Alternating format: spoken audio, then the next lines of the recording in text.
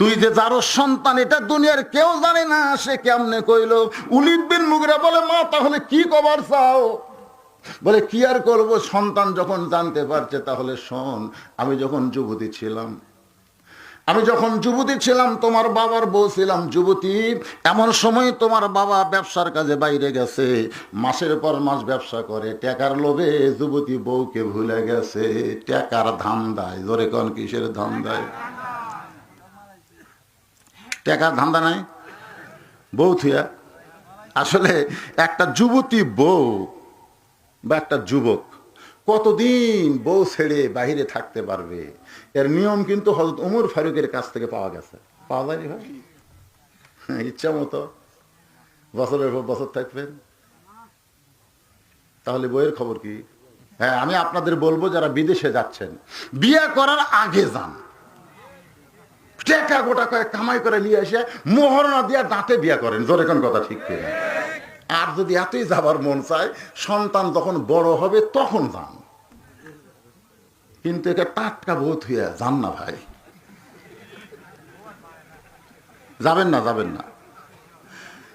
বিদেশে কিছুই নাই, নিজের বাংলাদেশের মধ্যে আল্লাহ রহমত রাখছে। জোরে কোন ঠিক কিনা? কিন্তু আমাদের ছেলেদের মধ্যে পোকা ধরছে। বিদেশে গেলে তারা কষ্ট করবে, কিন্তু দেশে তারা কষ্ট করবে না। আমি নিজের চোখে দেখছি, বিদেশে যতগুলো বিদেশে আমি গিয়েছি ভাইজান, দেখেছি আমাদের বাংলাদেশের ছেলেরা যে কষ্ট করে, সেই কষ্ট যদি আমাদের দেশে করে, এর চাইতে বেশি টাকা তারা কামাই করতে পারবে। কিন্তু না, দেশে এরা পঙ্গু হয়, আর বিদেশে গেলে এরা শক্তি পায়। ওলীদ বিন মুগিরা কান্দের বলে, মা তাহলে বলো।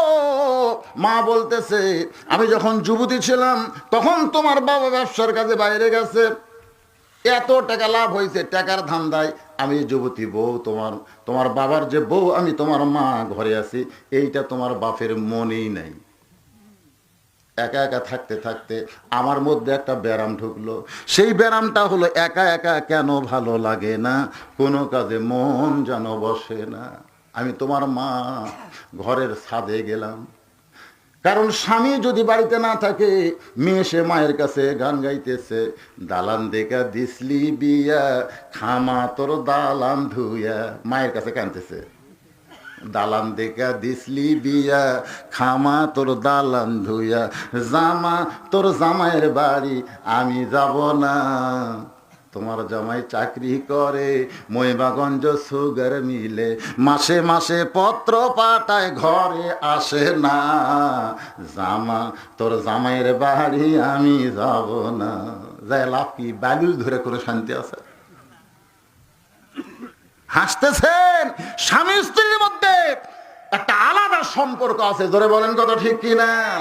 নবী আমার দরজা খুলে বসে আছে, এমন সময় উম্মাহাতুল মুমিনিন আমাদের মা আয়েশা ঘরের মধ্যে ঢুকছে। নবী আস্তে করে উঠে দরজাখানা বন্ধ করে দেয়। নবী যেই দরজা বন্ধ করেছে, উম্মাহাতুল মুমিনিন মা আয়েশা থরথর করে কাঁপতেছে। আল্লাহ নবী বলে, আয়েশা কাঁপো কেন? বলে, ইয়া রাসূলুল্লাহ, আপনার জুতার পরশে আল্লাহর আরশ ধন্য হয়ে গেছে। হুজুর গো, এই ঘরের মধ্যে আপনার সঙ্গে যদি আমার কোনো বেয়াদবি হয়ে যায়, এই জন্যই আমার শরীর কাঁপতেছে। আল্লাহ নবী বলে, আয়েশা, একজন নবীর জুতার পরশে আল্লাহর আরশ ধন্য হয়েছে, একজন নবীর। আয়েশা বলে, ইয়া রাসূলুল্লাহ, একজন নবী কেন বলেন? আপনি তো সেই নবী, আপনার জুতার পরশে আরশ ধন্য হয়েছে।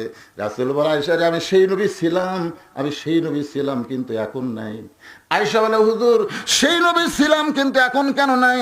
নবী বলেন, আয়েশা, যতক্ষণ দরজা খোলা ছিল ততক্ষণ আমি সেই নবী ছিলাম, কিন্তু যখনই দরজা বন্ধ করেছি, আমি নবী নই রে, আমি হলাম স্বামী, আর তুমি আমার বিবি।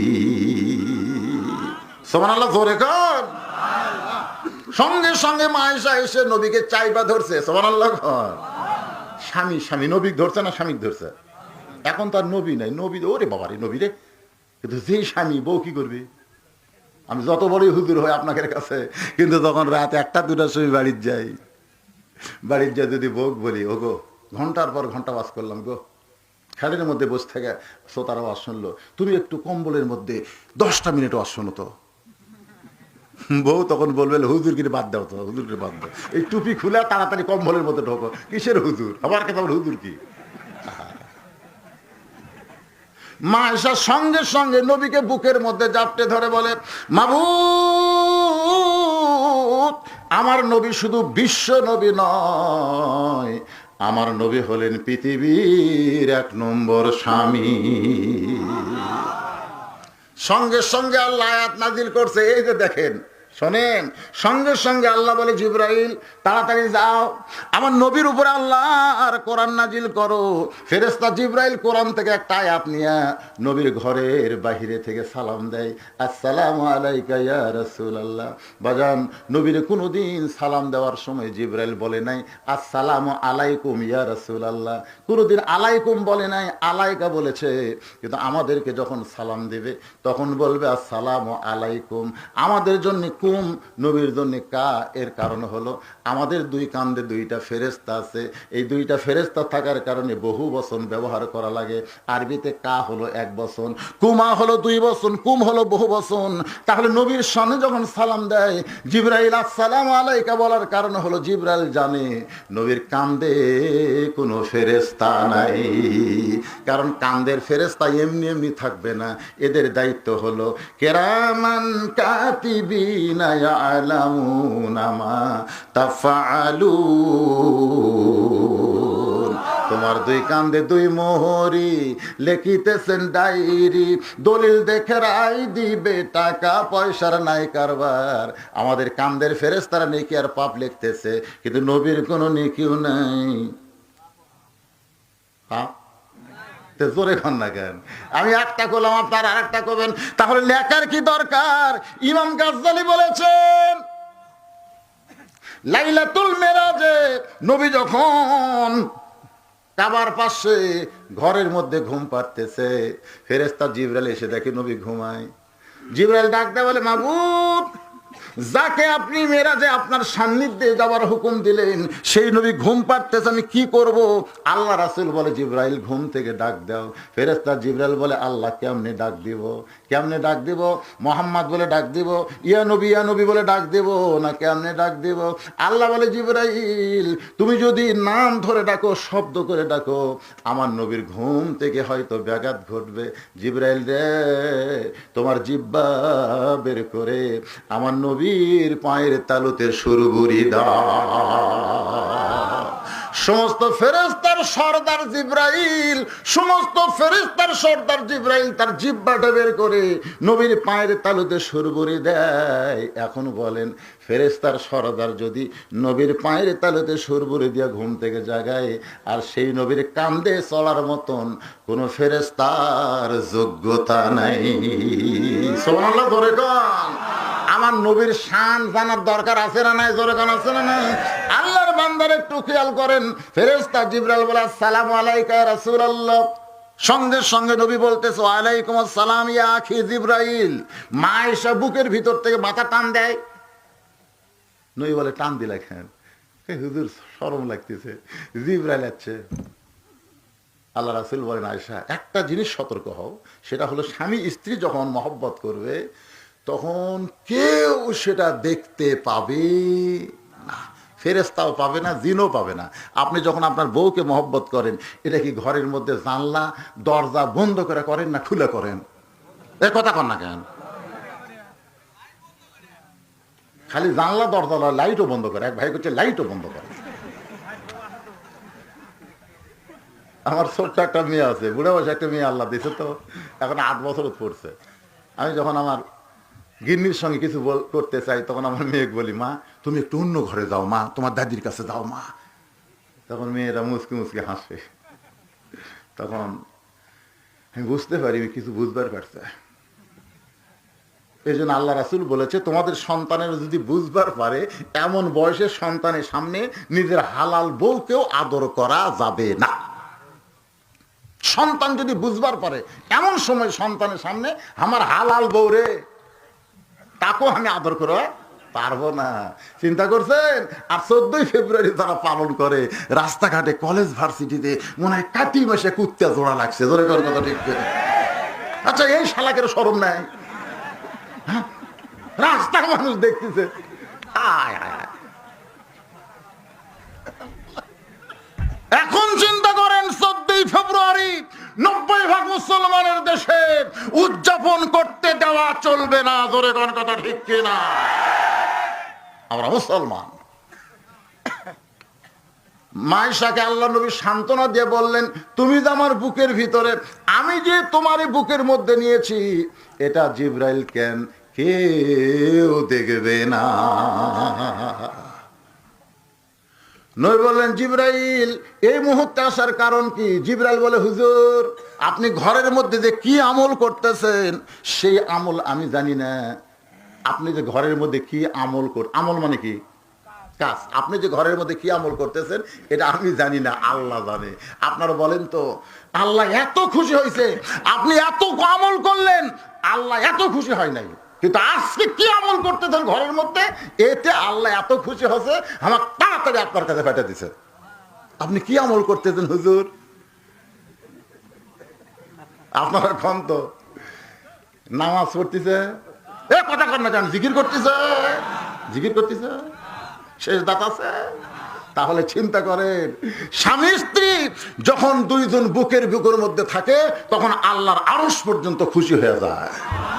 আজকে এখান থেকে বাড়িতে যাবেন, ভাবি চাচি যখন দরজা খুলে দিবে আসসালামু আলাইকুম বলে কোলাকুলি করবেন। কোলাকুলি বোঝেন না? ঈদের দিন কোলাকুলি করেন না? আজকে বুকের মধ্যে নেবেন, আল্লাহর আরশ খুশি হয়ে যাবে। জোরে কোন সুবহানাল্লাহ। বাগান একটু মনোযোগ দিয়ে শোনেন। ওলীদ বিন মুগীরার মা বলতেছে, আমি যখন ছাদের উপরে গেলাম, একা একা কিছুই ভালো লাগতেছে না। তোমার বাবা মাসের পর মাস বিদেশে থাকে, একটা যুবতী বউ একলাই ঘরে কেমনে থাকে, এই জন্য উড়ুড়ু মন নিয়ে ছাদের উপরে গেলাম। এমন সময় দেখি তোমার চাচা, তোমার বাপের ছোট ভাই আমার বাড়ি তাওয়াফ করতেছে। তোমার বাপের ছোট ভাই চাচা আমার বাড়ি তাওয়াফ করতেছে। তাওয়াফ করা বোঝেন? যারা হজ করছে তারা বোঝে তাওয়াফ। দেখবেন যেই বাড়ির ভাই নাই ওই ভাবির দেওরা কম না বেশি, খালি জানে ভাই এখন মালয়েশিয়া গেছে, ভাবি যদি টাটকা হয় ওর দেওয়ার অভাব নেই। আমার মা বোনদের জন্য বলতেছি, মা পুরুষ জাতের দুই দলকে তোমরা কাল সাপের মতন ভয় করবে, একটা হলো দেওরা আর একটা হলো দুলা ভাই। এই দুইজন নারীদের সবচেয়ে বেশি ক্ষতি করে। এখন বলতেছে তোমার বাপের ছোট ভাই, তোমার চাচা ঘরের সাইড দিয়ে ঘুরতেছে আর বলতেছে, ভাইয়া তোমার বর আমি যে দেবর, বুঝে দেখো ভাবি কার বেশি দাবি, ভাইয়া গেছে ব্যবসা করতে আমি কিন্তু আছি। ওলীদ বিন মুগীরার মা বলতেছে, তোমার চাচার সাহুনি আর আমার ভিতরের মিন শাররিল ওয়াসওয়াসিল খান্নাস, আমার ভিতরের খান্নাস জাগ্রত হয়ে গেছে। তাই বলি মা বোনেরা, আপনারা যদি পর্দার ভিতরে থাকেন মা, তাহলে কিন্তু খান্নাস জাগ্রত হবে না। আজকে বাংলাদেশে ধর্ষকের মৃত্যুদণ্ডের মিছিল হয়েছে, ধর্ষকের মৃত্যুদণ্ডের মিছিল আমি নিজেও করেছি, যে কিন্তু বাংলাদেশের সরকার এখন ধর্ষণকারীকে মৃত্যুদণ্ডের আইন করেছে। জোরে কোন কথা ঠিক কিনা? আমরা পুরুষেরা এখন চিন্তা করে দেখেন তো, এই যে আইন করছে এই আইনটা কার পক্ষে পড়লো? এই আইনটা মেয়েদের পক্ষে পড়লো, কিন্তু আমরা আন্দোলন করলাম, কিন্তু পক্ষ বললো মেয়েদের। আপনারা কি জানেন আজকে বাংলাদেশে যে ধর্ষণ হচ্ছে, এই ধর্ষণটা বন্ধ হবে শুধু আইন করে না, এটা বন্ধ করতে গেলে নারীদেরকে পর্দার ভিতরে রাখতে হবে। জোরে কোন কথা ঠিক না? কারণ আল্লাহ কোরআনে বলেছেন সবচাইতে বড় জিকির হলো ওয়াকরনা ফি বুয়ুতিকুন্না ওয়ালা তাবাররাজনা তাবাররুজাল জাহিলিয়াতিল উলা। ওলীদ বিন মুগীরার মা বলতেছে, আমি তখন ছাদ থেকে নিচে আসলাম, নিচে আসার পরে ঘরের দরজা খুলে দিলাম। ঘরের দরজা খোলার পরে দেখি তোমার বাপের ছোট ভাই ঘরের দরজায়। আমি দরজা খুলে ঘরের মধ্যে বসলাম, একটু সাইজ হয়ে বসলাম। বসার বাজান গো, মেয়েরা যখন রাস্তা দিয়ে যায় বেপর্দা মেয়েদের গায়ের ওড়না কিন্তু বারবার পড়ে। জোরে কোন কথা ঠিক কেনা? খেয়াল করে দেখবেন, ফেলে দেয় আবার গাওয়ার দেয়, তার দিকে এরকম করে তাকায়, বুঝবেন ওই কিন্তু, বুঝতেছেন না?